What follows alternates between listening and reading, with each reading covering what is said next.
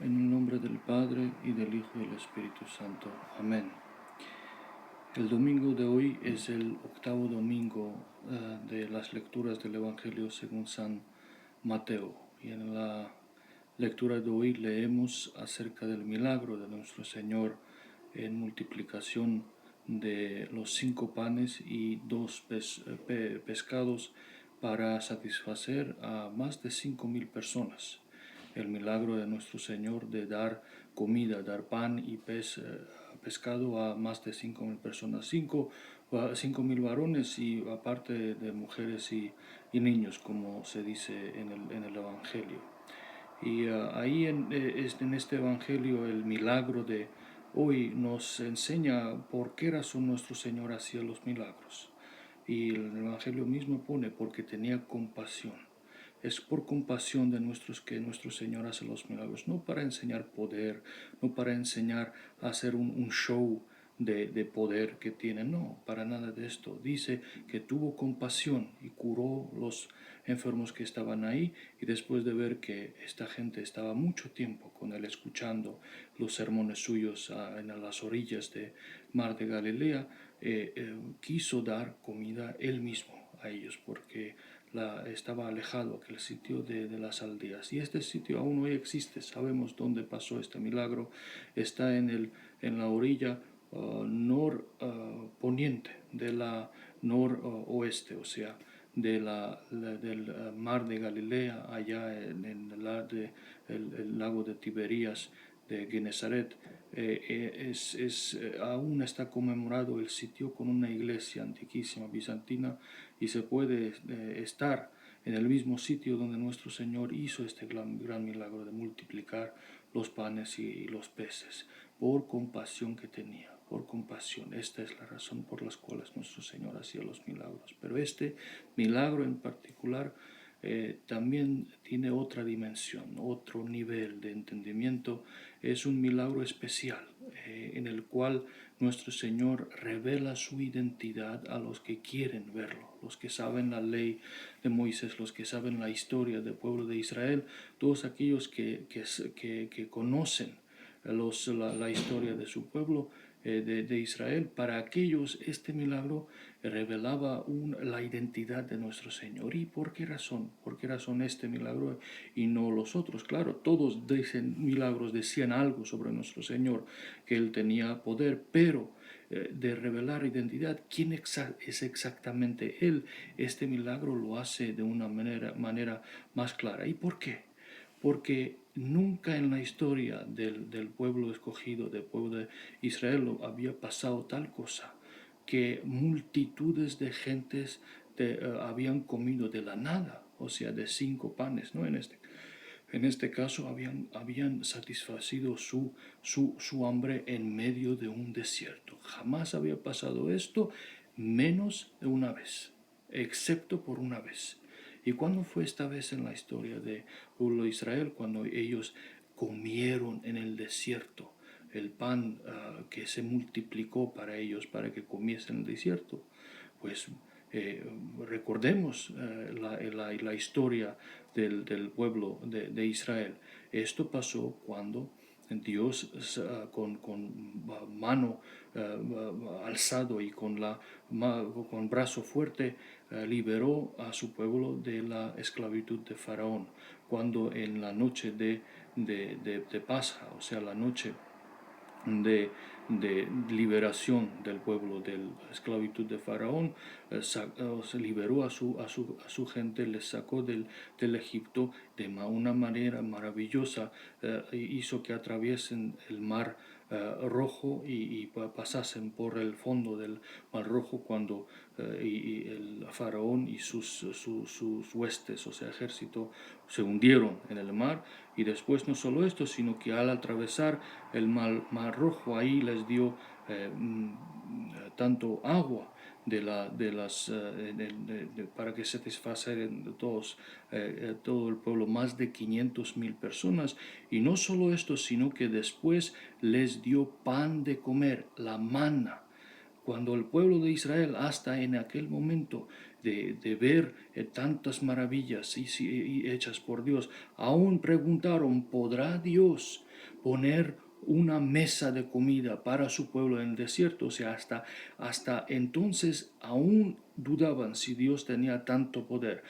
Vieron cómo atravesaron el mar rojo con pared de agua en ambos lados. Vieron cómo Dios les liberó de la esclavitud de Faraón, y aún así estaban tan oscurecidos de corazón y mente que dudaban si Dios podía hacer tal cosa, de satisfacer tanta gente, más de 500,000 personas en el medio del desierto.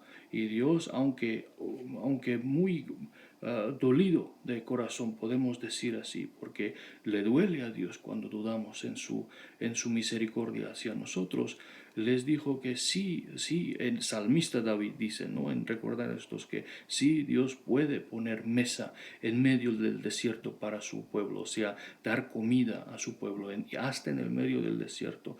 Y eso es lo que pasó. Llovió manna, o sea, el pan celestial, pan de los ángeles, subió sobre la gente, y como dice el salmista David, pan de ángeles fue comida por gente, o sea, por nosotros, los humanos. Pues una vez solo había pasado tal cosa, y el autor de tal milagro era Dios mismo, no un santo, no un profeta, no un patriarca, no un varón santo, no, Dios mismo hizo este milagro de dar comida a su pueblo en medio del desierto. Por eso desde entonces no había pasado tal milagro jamás, hasta cuando nuestro Señor lo hace en Galilea, dar comida en medio del desierto al pueblo hambriento. Por eso, para los que tenían mente alumbrada, ellos entendieron que este no era un profeta solamente. Este hombre que multiplicó panes y dio comida al pueblo en medio del desierto no era un simple santo, no era un patriarca, porque ningún hombre corriente, aunque santo, había hecho tal milagro. Solo Dios de los profetas, Dios de los santos, Dios de los patriarcas, Dios de Israel había hecho tal milagro de dar de comer a su pueblo en medio del desierto. Por eso, cuando nuestro Señor hace este milagro, Él revela su identidad, de que Él es el mismo que dio mana para comer a su pueblo en el desierto, y ahora está haciendo lo mismo al el venir en carne, como humano, encarnado. Para los que tenían mente abierta, vieron que ese no es un simple profeta, es el Dios de los profetas, porque ningún profeta había hecho tal milagro, solo Dios de los profetas. Pues si solo Dios hizo lo que pasó en el Antiguo Testamento, de multiplicar para pueblo en el desierto el pan para que comiesen,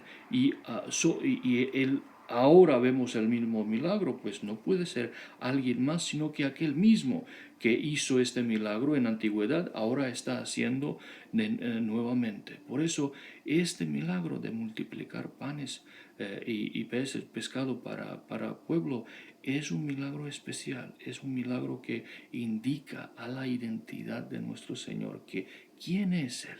Él es el Mesías, el prometido. ¿Y quién es el Mesías? El Mesías no es un simple hombre, sino que Dios hecho hombre. Este milagro revela su identidad, pero también revela otra cosa. Es una profecía sobre la Santa Comunión. Este milagro de multiplicación de panes es una profecía, una metáfora, una alegoría acerca de la Santa Comunión. ¿Y cómo? Igual como nuestro Señor multiplica estos panes, de 5 panes satisface a más de 5,000 personas para sus necesidades corpóreas, ¿no? Tenían hambre, y de 5 panes pudo satisfacer tantos. De igual modo, el cuerpo de nuestro Señor, siendo uno, satisface las necesidades espirituales de miles, millones, billones de personas a través de ya 2,000 años. El cuerpo de nuestro Señor es uno, pero este mismo cuerpo, que es partido para miles de personas, satisface a todos y satisfacerá hasta el fin del mundo.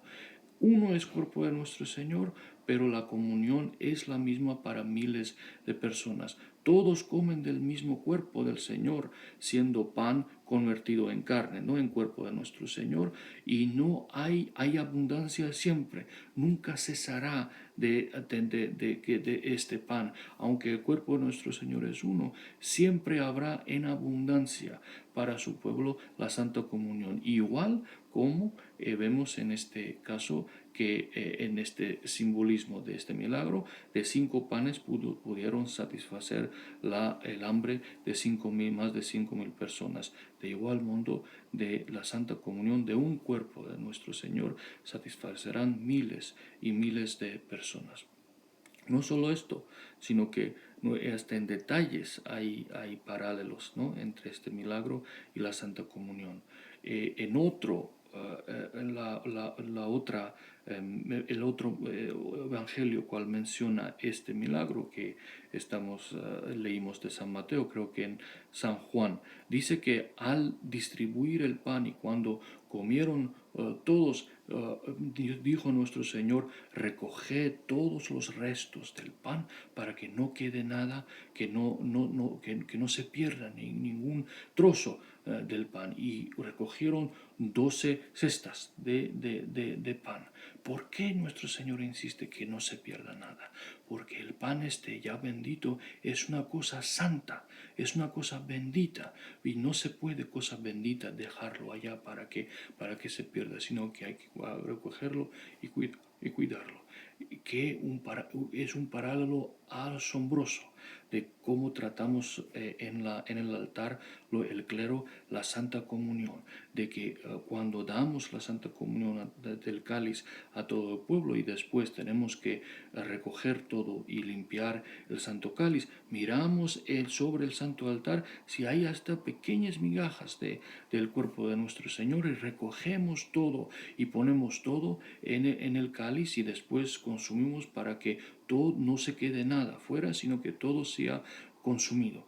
Es un paralelo muy bello de como nuestro Señor dice acerca de panes que quedaron en el campo, ¿no?, allá en desierto, que no se quede nada, y como hasta que en cada liturgia, cuando consumimos el pan, el cuerpo de nuestro Señor, no dejamos que ningún trozo, ninguna migaja que se quede allá, sino que todo con mucha reverencia y con mucho respeto lo recogemos. Y también en el Evangelio leemos como nuestro Señor es el quien bendijo los panes y los peces, pero no distribuyó él mismo, sino que dio a sus apóstoles. Él rompía el pan, daba a sus apóstoles, y los apóstoles daban al pueblo. Este es una metáfora sobre el clero, sobre el sacerdocio, que es el nuestro Señor quien bendice y multiplica todas las cosas en la iglesia, pero Él hace a través de su clero, a través de los sacerdotes. Ellos son los que dan la comunión al pueblo. Nuestro Señor es el que bendice y cumple los misterios de Eucaristía, pero Él es el clero que por medio del clero que les hace esto. Qué simbolismo más bello del milagro que hoy escuchamos, y su profecía acerca de cómo se harán las cosas acerca de Santa Comunión en la iglesia. Igual que nuestro Señor distribuye el pan al pueblo a través de los apóstoles son los primeros sacerdotes, así también hasta hoy en día nuestro Señor nos distribuye la Santa Comunión a través de sus sacerdotes en cada iglesia. Tan bellamente está este milagro de nuestro Señor en multiplicar los panes y los peces, digamos así, simboliza y hace una profecía acerca de Santa Comunión y el clero también. Pero hoy celebramos también un santo enorme, un santo grande, un santo fuerte, poderoso, San Elías el profeta. Y en su vida también hay un momento, un pequeño pasaje que también profetiza acerca de la Santa Comunión y acerca del clero. Claro, hay muchas otras cosas que podríamos decir acerca del profeta Elías, que era un hombre celoso por la verdad y por los mandamientos de Dios. Hizo milagros enormes, y puede que dediquemos una de las charlas acerca de vida de santo profeta Elías, pero hasta entonces lean lo que Padre Petros puso en el grupo de WhatsApp acerca de la vida de profeta Elías, que todo está descrito en el libro de los reyes del Antiguo Testamento, todos sus milagros, todas sus grandes obras. Profeta Elías es un santo que no ha muerto. Hasta hoy en día es vivo. Él fue llevado al cielo en un carruaje del fuego, significa en la gracia. Y él está esperando la venida de Anticristo, para que cuando venga Anticristo, él con el Enoc, otro gran profeta del Antiguo Testamento, vengan para denunciarlo, que él es falso, no es Cristo, sino que es falso, y para que prediquen a la parte, por lo menos una parte del pueblo judío y el mundo entero, para que vean y escuchen que sus denuncias de anticristo, para que ellos den testimonio que este no es Cristo, sino que anticristo. Pues es un gran profeta, aún está vivo, imagínense. Fue llevado al cielo y está guardado en los cielos para que venga durante estos tiempos de tribulación, y quién sabe si es voluntad de Dios, puede que algunos de nosotros seamos testigos de su venida y podremos ver a su profeta Elías denunciando a Anticristo. Dios sabrá si eso llegaremos a vivir y ver o no. Pero, en fin, santo profeta Elías era un enorme santo, un poderosísimo santo. Por eso fue el elegido en el monte de transfiguración, que apareciesen junto a nuestro Señor en el monte Tabor con el profeta Moisés. Como Moisés era grande, que dio la ley al pueblo de Israel, y el profeta Elías es grande y más eminente entre todos los profetas.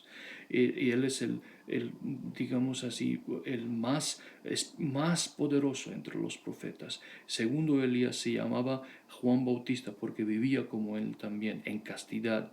No tenía familia, ni uno ni otro, y vivía en el desierto. Eran ascetas, eran hombre de oración, de ayuno, de continencia, de castidad. Y San Juan Bautista él vino a predicar sobre nuestro Señor en el espíritu de Elías, o sea, en espíritu de ascetismo, de ayuno y de oración y de defensa de la verdad y denuncia de toda mentira y todo error espiritual. Por eso, profeta Elías es conmemorado con mucha solemnidad el día de hoy. Pero lo que quiero subrayar en el sermón de hoy acerca del profeta Elías, como en su vida también vemos un pasaje de su vida que indica acerca de Santa Comunión y acerca del clero. ¿Y cuál es este pasaje? En vida de santo profeta Elías, vemos como él, al ver cómo el pueblo de Israel fue pervertido por la reina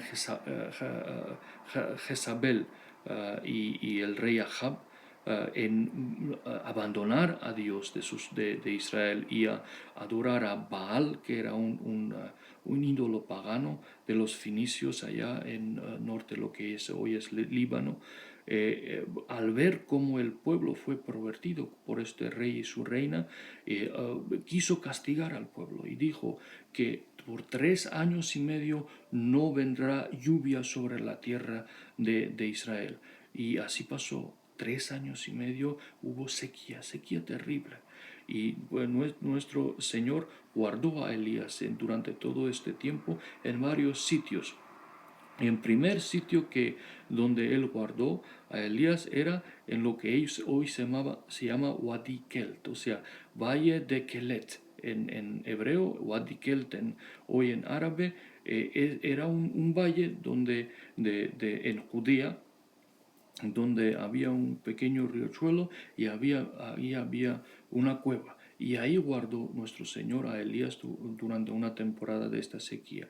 ¿Y qué le dijo? Que bebe el agua del riachuelo que ahí pasa, y mañana y por la noche vendrá un cuervo, o sea, un pájaro, sabemos cuervo, ¿no? Un pájaro negro, a traerte comida, pan y carne, para que comas, y así estarás a salvo de esta sequía. Hasta hoy en día se sabe dónde fue esto. En Wadi Kelt se construyó un monasterio que se llama Monasterio de Joseba, y ahí en el centro de este monasterio, como una gran reliquia, es la cueva del profeta Elías, ahí donde él vivía durante esta temporada de sequía. Es la misma cueva donde fue a rezar San Joaquín, el padre de Nuestra Señora la Teotocos, para pedir fruto del vientre de su mujer Ana, porque no tenían hijos. Según la tradición, Joaquín, claro, estamos hablando de 800 años de diferencia, ¿no? Pero para el pueblo judío, porque San Elías vivía hace 2800 años, o sea, 800 años antes de Cristo, él vivía. Y San Joaquín, pues claro, 800 años después, ¿no? de Elías, unos décadas antes del nacimiento de nuestro Señor, él fue a cueva del profeta Elías, que fue conocido y venerado por los judíos, para pedir allá que tuviese descendencia, ¿no? Hijo o hija, y de esta oración salió como fruto la Madre de Dios. Pues esta cueva es conocida, y cada vez que vamos a Tierra Santa visitamos estos sitios muy, muy benditos y muy bellos. Después en el grupo de WhatsApp también les mandaré fotos que tengo en abundancia de este valle Wadi Kelt, donde Elías fue guardado por nuestro Señor durante la sequía. Pues para volver a la narración, y ahí profeta Elías estaba en esta cueva, bebía el agua del riachuelo que pasaba en este valle, y un cuervo le traía comida por la mañana y por la noche. ¿Cuál es el simbolismo? Claro, la interpretación primaria es que lo que pasó, ¿no? Es nivel histórico de que esto de verdad pasó, que Elías vivía ahí durante la sequía, pero es una metáfora, es una alegoría, tiene simbolismo. ¿Cuál es el simbolismo de Elías comiendo de una comida traída por un cuervo? Esta comida es simbolismo de la Santa Comunión que Elías recibe de nuestro Señor mismo, es alimentado como Elías estando bajo persecución, es alimentado por nuestro Señor en cuevas inaccesibles para sostener su cuerpo. Así también nuestro Señor nos alimenta, sean cuan sean los tiempos, sean cuan sean los sitios donde estamos, si estamos perseguidos por Él, para Él, para defensa de la fe, por los enemigos de Dios, Él nos traerá el sustento espiritual, que es la Santa Comunión. Pero ojo, ¿quién le trae a Elías el pan? Es un cuervo. Es un animal que no es muy atractivo, o sea, no es una paloma que es muy bello y es blanco y que tiene simbolismo de pureza, y no es un águila tampoco que tiene simbolismo de fuerza y de volar muy alto. Un cuervo tiene siempre connotaciones así muy negativas, tiene voz muy mala, es negro, dicen que es muy avaricioso también, no deja hasta que dar comer a sus pajaritos pequeños. O sea, no es el mejor de los pájaros, no es el más noble, no es algo que uno desearía tener o mirar o escuchar. Eso tiene simbolismo. ¿Por qué? Porque este cuervo que le trae comida a Elías es simbolismo del sacerdocio. ¿Y por qué cuervo? ¿Por qué es importante de ver de que fue elegido cuervo para simbolizar el sacerdocio? Para que no miremos los pecados de los sacerdotes, porque son pecaminosos como nosotros todos. El clero no es pecaminoso, tiene sus dificultades, tiene sus pasiones, son hombres de cuerpo y sangre como los demás. Y cuando tratamos de cosas santas, cuando tratamos de recibir comunión, de recibir los santos misterios del clero, no miremos a las deficiencias del clero, sus pecados personales. No rechacemos los santos misterios por los pecados personales de los del clero que pueden ser tan no atractivos como un cuervo, ¿no? Negro, pero sino que miremos al don que nos dan, sino que miremos las bendiciones que nos traen. Igual que Elías no miraba al cuervo, sino que la bendición que el cuervo traía, le traía comida, y bendecía al cuervo, hasta el cuervo que le traía la comida, y no miraba cuáles eran las características negativas del cuervo, ¿no? Al igual modo, no miremos las deficiencias, las debilidades, las pasiones, los pecados personales, digo personales, porque no se trata aquí de tolerar errores doctrinales, esto es otra cosa. Si el clero está confesando un error, deja ya de ser clero. No, en todo debemos ser obedientes al clero, menos en herejía. Esto es siempre una excepción. Estoy hablando de deficiencias personales, de pasiones, de fallos, de debilidades humanas. El clero tiene las mismas debilidades y puede que aún más, porque el clero es más atacado por el demonio, es más machacado por los demonios, porque detrás de cada clérigo hay un demonio especial que quiere, que trabaja toda su vida para que caiga este clérigo, porque odia el diablo al clero, porque a través del clero nuestro Señor nos da los santos misterios. Por eso puede que el clero tenga más pasiones, más debilidades, más luchas que todos los demás. No miremos a esto y no rechacemos los santos misterios porque pensamos que los manos que nos dan los santos misterios están manchados por un pecado u otro. No, nada puede manchar de los pecados personales, nada puede manchar la Santa Comunión. Herejía sí, es otra cosa. Donde hay herejía no hay gracia de Dios. Pero de pecados personales no hay ningún pecado que sea más poderoso que la gracia de Dios. Por eso, igual que profeta Elías no miraba al cuervo y no rechazaba la comida traída por cuervo, porque el cuervo un pájaro que no es atractivo, no es bello, no es noble, ¿no? Y de igual modo miremos al don, a la bendición que se nos da a través del clero y no rechacemos este don porque se nos ha dado por clérigo, se puede que hasta sabemos cuáles son sus pecados, ¿no? Eso es algo que hay que recordar siempre. Les diré hasta una historia que había una persona, no una persona, un grupo de una aldea donde la gente, en Grecia esto pasa, donde cuando oían que un sacerdote había caído en algún pecado, especialmente iban a comulgar de sus manos. ¿Y por qué? Porque decían, así subrayaban, manifestaban una confianza total en la gracia de Dios, de que no importa el fallo personal del sacerdote, la gracia de Dios abunda ahí donde, más abundo donde hay pecado, o sea, más cubre donde hay pecado, más, como dice en las Sagradas Escrituras, donde abundó pecado, más abunda la gracia. Pues esta gente de manera maravillosa quería atestiguar, demostrar que confianza tenían en que la gracia de Dios abunda en los misterios, aun cuando está dada por manos pecaminosas de un clérigo, ¿no? Que donde oían que por alguna razón el clérigo pues había fallado en algo, en vida personal, en algo, y pues había cometido un pecado o hecho una cosa en palabra o en acción, iban a comulgar especialmente de él para decir así, demostrar de que tenían confianza total que gracia es transmitida hasta por las manos pecaminosas, tan solo que sean ortodoxas. Con herejía esto no tiene, herejía no puede acercarse.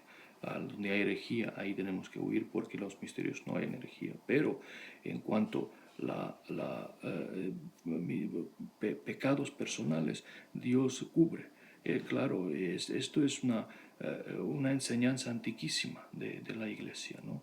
Y porque sabemos que gracia es más fuerte que cualquier fallo humano. Pues escuchemos que cuánta gran cosa nos dan los santos padres al interpretar las Sagradas Escrituras y cómo de manera bella ellos interpretan este episodio de la vida santo profeta Elías, de su cómo fue alimentado por un cuervo y cómo esto simboliza cómo Dios nos alimenta a nosotros a través de los sacerdotes del clero.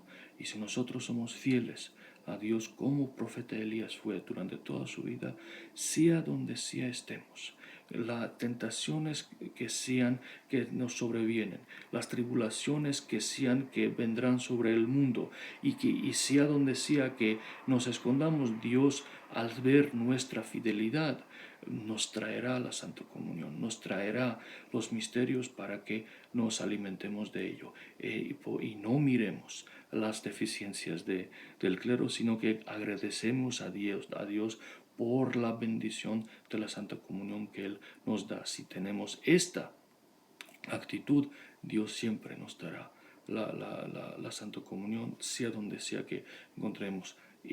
Pero si miramos más en las deficiencias del clero, y con esto Dios no nos libre, rechazamos los misterios porque creemos que el que nos lo lleva es un pecador. Dios nos libre de tal mentalidad. Si pensamos así, Dios no nos hará dignos de sus misterios, y que esto no pase.